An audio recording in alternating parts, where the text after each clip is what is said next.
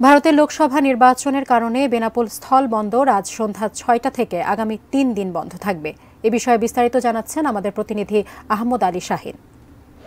আগামী ২০ মে ভারতের উত্তর ২৪ পরগনা জেলার বনগাঁ নির্বাচনী এলাকায় ভারতের লোকসভা নির্বাচন।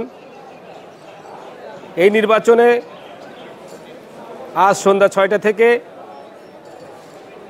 ২০ তারিখ সন্ধ্যা ৬টা পর্যন্ত ভারত বাংলাদেশের মধ্যে পাসপোর্ট যাত্রী চলাচলে বিধিনিষেধ আরোপ করা হয়েছে।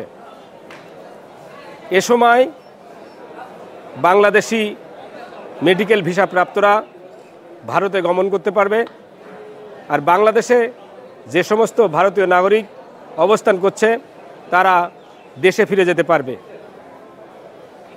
অন্যান্য ক্যাটাগরির ভিসা প্রাপ্তরা চলাচল করতে পারবে না। উত্তর ২৪ পরগনা জেলার জেলা ম্যাজিস্ট্রেট ও নির্বাচন অফিসার গত ১৬ই মে এই প্রজ্ঞাপন জারি করেছেন।